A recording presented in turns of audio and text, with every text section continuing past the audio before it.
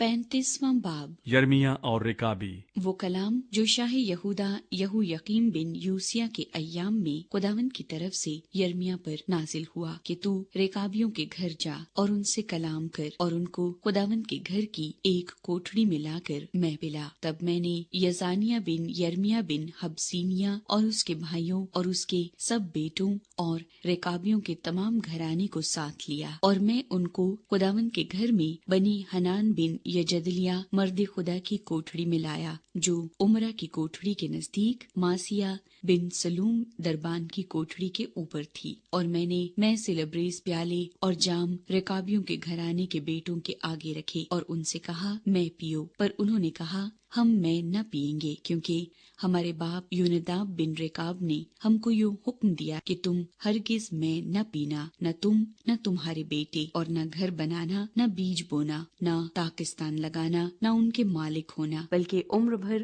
खैमों में रहना, ताकि जिस सरजमीन में तुम मुसाफिर हो तुम्हारी उम्र दराज हो। चुनाचे हमने अपने बाप यूनदाब बिन रेकाब की बात मानी। उसके हुक्म के मुताबिक हम और हमारी बीवियां और हमारे बेटे बेटियां कभी मैं नहीं पीते, और हम न रहने के लिए घर बनाते और न ताकिस्तान और खेत और बीज रखते हैं, पर हम खैमों में बसे हैं। और हमने फरमंबरदारी की और जो कुछ हमारे बाप यूनदाब ने हमको हुक्म दिया हमने उस पर अमल किया है। लेकिन यूं हुआ कि जब शाह बाबिल नबूकतरजर इस मुल्क पर चढ़ आया तो हमने कहा कि आओ हम कस्तियों और अरामियों की फौज के डर से यरूशलेम को चले जाएं। यूं हम यरूशलेम में बसते हैं। तब खुदावंद का कलाम यर्मिया पर नाजिल हुआ कि रब्बुल अफ़वाज इसराइल का खुदा यूं फरमाता है कि जा और यहूदा के आदमियों और यरूशलेम के बाशिंदों से यूं कह कि क्या तुम तरबियत पजीर न होगे कि मेरी बातें सुनो। खुदावंद फरमाता है जो बातें यूनदाब बिन रेकाब ने अपने बेटों को फरमाई कि मैं न पियो, वो बजा लाए, और आज तक मैं नहीं पीते, बल्कि उन्होंने अपने बाप के हुक्म को माना। लेकिन मैंने तुमसे कलाम किया और बर वक्त तुमको फरमाया और तुमने मेरी न सुनी, और मैंने अपने तमाम खिदमत गुजार नबियों को तुम्हारे पास भेजा और उनको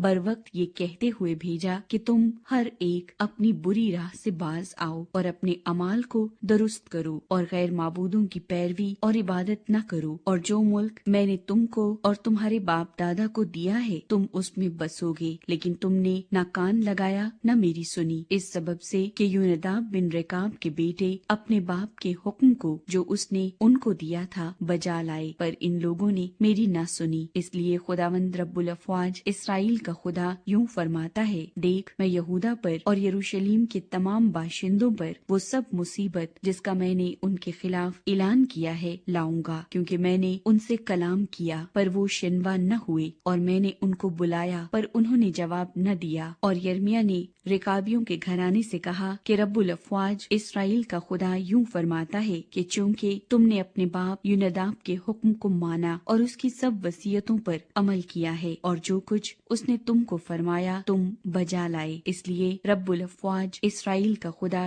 यूं फरमाता है कि यूनदाब बिन रेकाब के लिए मेरे हजूर में खड़े होने को कभी आदमी की कमी न होगी।